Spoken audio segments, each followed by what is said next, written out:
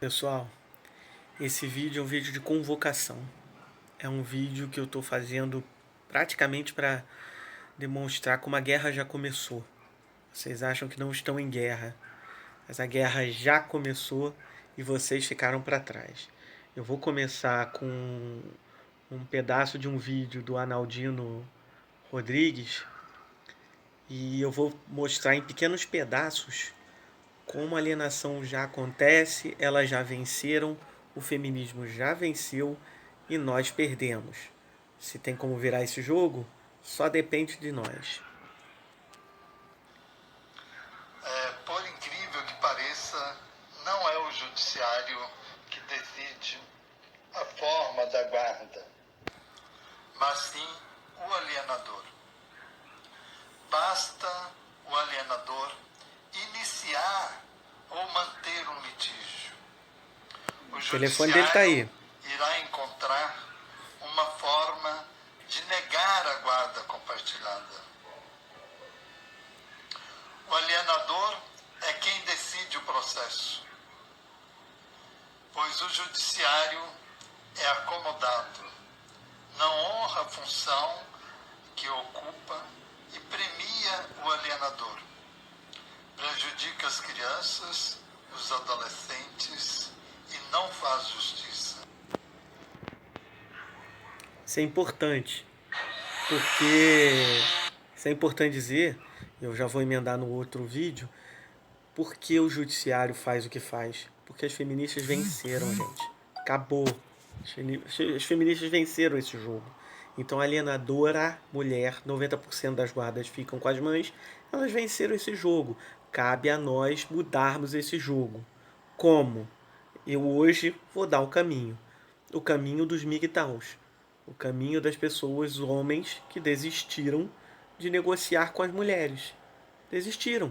Lei Maria da Penha é abusiva, você tem todo um estratagema dentro de um judiciário que beneficia a mulher na hora de uma guarda, divisão de bens, uma série de situações. A guerra já está perdida. Cabe a nós nos unirmos e começarmos a brigar pelos nossos direitos. Homem que luta sozinho morre sozinho. Quantos homens eu conheço que chegaram numa audiência e foram destroçados pelo judiciário? Sabe por que o judiciário faz isso conosco? Porque nós nos acovardamos. Nós só pensamos no nosso processo. Você que está escutando esse vídeo, pensa. Por que eu estou preocupado com o meu processo? Se eu começar a me preocupar com todos os processos, nós temos uma chance. Enquanto eu me preocupar com o meu processo, nós sempre vamos perder. As feministas já se juntaram, elas já estão atacando, elas já querem acabar com a lei da alienação parental, que é a única lei que te beneficia hoje, que não destrói totalmente sua relação com seu filho. Então cabe a você, hoje, começar essa luta. Dei o caminho que os MGTOWs fizeram. Quanto mais canais nós tivermos, mais o assunto vai acontecer e mais nós teremos chance. Vou passar para um próximo vídeo que eu achei muito interessante. Peraí. Esse relato que eu vou mostrar agora é de um pai alienado na pandemia. Motorista Uber, né? Já faz 2 anos que eu faço. Eu tive um relacionamento de 4 anos com uma menina.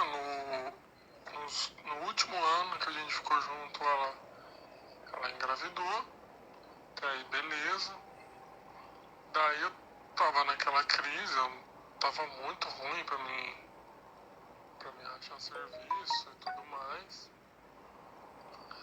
Daí ela resolveu terminar, foi embora pra casa da mãe dela falando que ela só ia. Na verdade ela mentiu pra mim, que ela falou que ia pra casa da mãe dela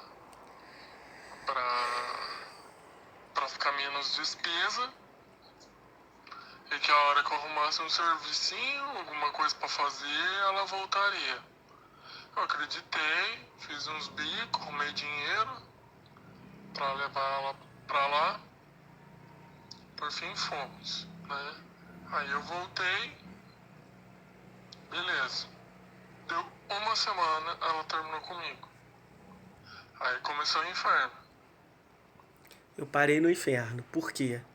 Ele ainda teve sorte, porque se ele tivesse uma casa no nome dele, ela entraria com Maria da Penha e afastar ele da própria casa, e você vai ver milhares de relatos de homens com essa mesma história.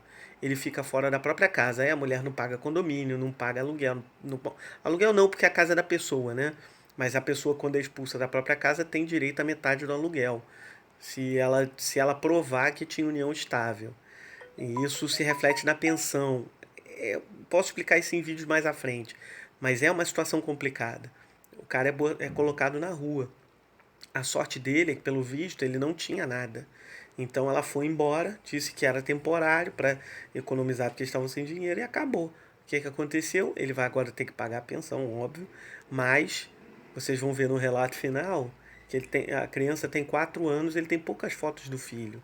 Então, homens, vocês querem continuar apanhando ou querem começar a se reunir, começar a jogar junto e brigar para não acabar com a lei da alienação parental, para se ter uma melhora nessa lei, para se acabar com a Maria da Penha, que é inconstitucional, gente. Não tem como você ser acusado sem provas. Eu acho que a lei Maria da Penha é boa, mas ela precisa de evidências. Você não pode chegar lá, fazer uma afirmação e tudo acontecer. Você tem que ter prova. E, em caso de falsa acusação de Maria da Penha, a punição tem que ser tão severa quanto a punição seria dada caso a Maria da Penha fosse real. Porque eu quero proteger quem realmente precisa da lei. Porque ela mal deixou eu falar com ele. Na época ele tinha 1 ano, então ele não sabia falar muito mesmo, mas se eu tiver aqui 10 fotos dele, ele tem 4 anos, se eu tiver 10 fotos dele é muito.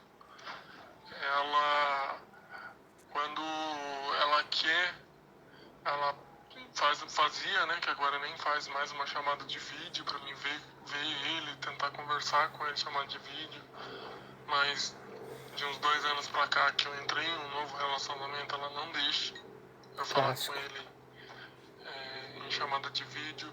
Foto eu tenho que implorar muito, mas eu tenho que implorar de verdade uma foto pra ela tá mandando pra mim. Eu tinha falado pra ela que eu ia estar mandando pra ela R$ 150 por mês pra dar, como se fosse uma pensão. Eu mandei acho que por 5 meses, aí depois eu acabei ficando sem carro, aí eu não consegui mais mandar. Aí ela entrou na justiça, não quis nem saber, entrou na justiça. Aí eu tive que pagar 3 meses atrasado, senão eu iria preso, entendeu? Você não tem noção do que eu passei. Eu tive que ir na casa da minha mãe, implorar pra minha mãe deixar eu usar o carro dela. Minha mãe deixou eu usar o carro dela, eu fiquei Eu vou parar até por aqui, porque vocês já conhecem o final. Vocês já sabem no que isso vai dar. Homens, a convocação é agora. Ou vocês começam a se juntar, participar dos canais, fazer tudo bonitinho, ou então acabou. Ou então acabou. Pessoal, esse aí é do Dom Sandro, hein? Heitor Bertrand Juvenel já disse em seu livro O Poder, História Natural de Seu Crescimento, escrito no final da Segunda Guerra Mundial, que uma vez que o Estado cria algo, esse algo dificilmente é revogado. E ele acertou. Só que se ele vivesse agora em nosso tempo, ele escreveria uma observação em seu livro. As estruturas criadas pelo Estado não são revogadas, a não ser que venham de algum modo ferir os privilégios das mulheres. Vocês estão sabendo que há desde o ano passado uma luta para que a lei da alienação parental seja revogada. Por que será? Porque essa lei é a única em que os homens podem contar para se defenderem da alienação parental, visto que são as mulheres as maiores praticadoras da alienação, pois elas ficam com a maioria das guardas unilaterais. Então foi só começarem a surgir casos de pais que conseguiram reverter a guarda para que as mulheres ligassem o sinal vermelho, inclusive levando certos políticos a aderirem à causa. E perderam como poucas o guerras, caso hein? do Magno Malta. Parece que a lei não será revogada totalmente, mas ela será modificada com certeza, deixando mais difícil que os pais revertam a guarda, com isso facilitando a vida das alienadoras. Agora vejam como as mulheres são unidas e os homens são desunidos. Os homens são pilantras com eles mesmos. Só pensam em puxar o tapete uns dos outros, enquanto elas agem. Eu vou fazer um adendo ao Dom Sandro. Na verdade, o homem é individualista. Hoje o que nós estamos vendo nos grupos, tal, todos os grupos que eu participo, Facebook, eu sou moderador num grupo grande de Facebook de alienação. O que eu posso dizer para vocês é o seguinte: o homem se preocupa com o processo dele. Ele quer resolver o problema dele. Ele não quer resolver o problema de todos os homens. E é por isso que a gente vai perder essa guerra. Por isso que eu estou dizendo nesse vídeo que para mim é o último. Ou a gente começa a mudar, ou a guerra está perdida. Eu vou botar outro, vou ver se tem mais um vídeo que eu queria comentar. Julgar pela capa, tendo em vista os volumes anteriores. Todavia, como esse não é um procedimento... Esse vídeo é de um canal chamado... Ai, meu Deus, deixa eu confirmar aqui. A Vida é um Xadrez. Muito bom. Vocês devem ver o vídeo todo. Eu vou só botar um pedaço, porque ele explica mais ou menos como funciona a alienação hoje e é o que nós precisamos ouvir.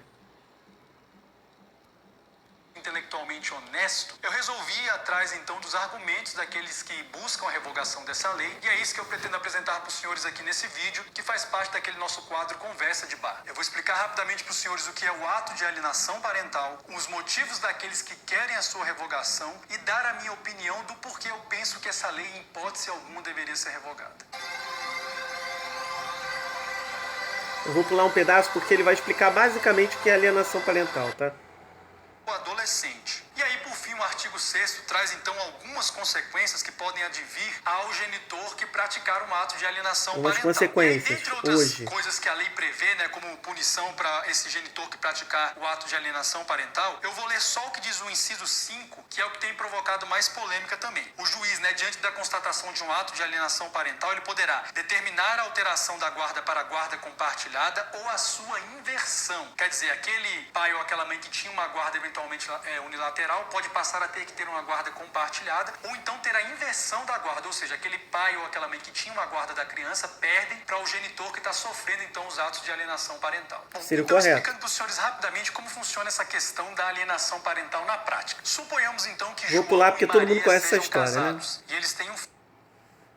O que mais gera polêmica é exatamente esse que prevê, então, a possibilidade excepcional, como eu vou falar aqui na sequência, de que em decorrência de falsas acusações ou falsas denúncias, possa haver uma inversão da guarda. Ou seja, aquele pai ou aquela mãe que faz denúncias falsas ou falsas acusações em relação ao outro, pode vir a perder a guarda da criança por conta dessas denúncias. E aí o que acontece? O pessoal que está buscando a revogação da lei argumenta o seguinte, que esse inciso, ele pode gerar uma intimidação no pai ou na mãe que queira denunciar maus tratos e abusos por parte do outro genitor, com medo de que, no futuro, como matéria de defesa, o outro genitor utilize esse argumento de que houve falsas acusações ou falsas denúncias contra ele para buscar uma reversão da guarda. Aí, nos dizeres dessas pessoas, o que esse tipo de situação poderia favorecer? Que a criança, então, passasse a conviver mais tempo, ou mesmo fosse dada a guarda unilateral dessa criança, para um genitor que aí sim você começa a ver o caráter ideológico. Na maioria dos discursos é sempre o pai que poderia estar abusando dessa criança, o que é extremamente grave, e praticando maus tratos contra ela. Portanto, na visão dessas pessoas, o ideal é que você revogue essa lei para evitar, então, essa intimidação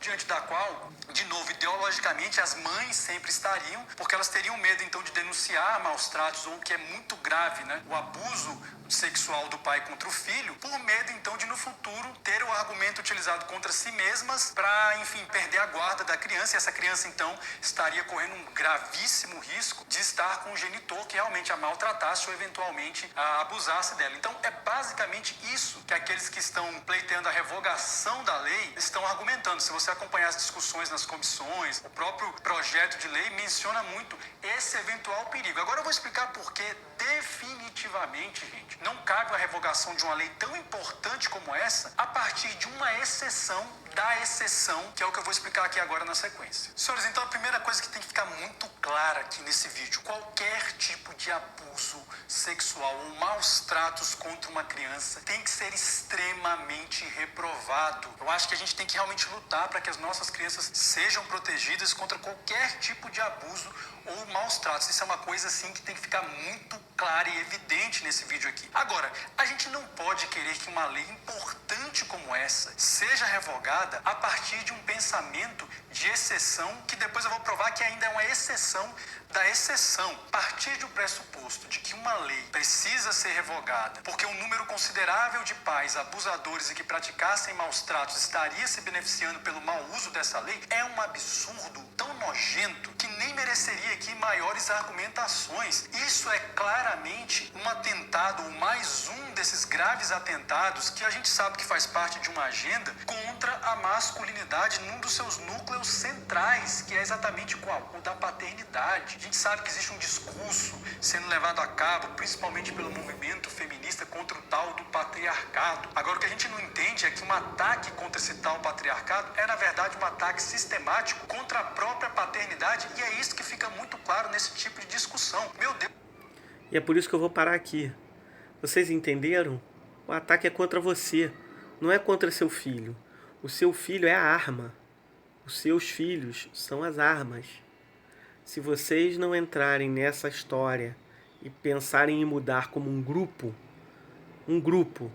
pode acabar agora, porque elas já venceram. Elas já têm as leis que querem.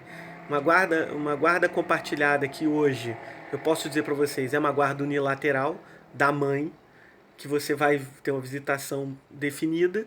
Isso não é guarda compartilhada coisa nenhuma. O que o judiciário te vende como guarda compartilhada não é guarda compartilhada, é guarda unilateral com uma visita aí. Você vai ter umas visitinhas aí e acabou. Você não vai decidir nada, você não decide sobre o dinheiro, só você paga a pensão, a mãe não paga a pensão. Para mim, se a guarda é compartilhada, o mínimo era pensão para os dois ou pensão nenhuma. Não vai ter pensão, vai ter uma conta conjunta, os dois vão depositar o valor X, que seriam as contas fixas dos filhos, do que eles precisarem, e o que cada um fizer em sua casa, ótimo. Esse seria o princípio da guarda compartilhada, a negociação e a participação da decisão dos dois no que vai ser gasto. Agora, não é assim que funciona. Essa guerra já está perdida. Cabe ao homem, porque tem mulheres que estão apoiando o que a gente quer, mas elas só vão te apoiar até esbarrar no que elas querem, esbarrar no limite ali de onde eu vou perder com isso. Porque para as mulheres apoiarem essa situação nossa dos homens, elas vão precisar abrir mão da Maria da Penha. Não totalmente, mas a Maria da Penha vai ter que ter comprovação. Não vai poder ser uma acusação como é hoje, acusou, tira o cara de casa. Vai ter que ter uma prova, vai ter que ter uma evidência. Não vai poder ser, você é inocente até que se prove o contrário. Essa lei foi esquecida. Essa lei para o homem foi esquecida. Basta você dizer que foi agredida. Então cabe às mulheres que querem participar dessa luta conhecerem o sistema e terem noção de que vão ter que abrir mão de algumas coisas que foram conquistadas a mais. Foi um exagero. E esse exagero precisa ser retroagido. Ele precisa voltar à posição onde funcionaria. E o mais importante, na audiência, no judiciário, que tudo se programe para que o juiz, aí é minha visão particular, o juiz não pode definir pensão. Sabe como é que vai definir pensão? Na minha visão, imposto de renda. Vai declarar o imposto de renda, vai definir qual é a renda daquela pessoa e vai ser 30% do pai, 30% da mãe, depositados numa conta. Acabou o problema. Então esse é um vídeo com vocação, é um vídeo que eu estou fazendo já até desgostoso com a luta, porque eu estipulei um prazo máximo e vou levar a cabo, porque eu estou há anos, 13 anos, vendo isso acontecer. E chegou o momento de ou lutar ou desistir. E eu acho que a situação melhor para o homem hoje é levantar, começarem a abrir canais, começarem a discutir o assunto, começarem a levar esse assunto para os políticos, uma demanda, e aí sim nós vamos ter uma chance. É isso que eu quero.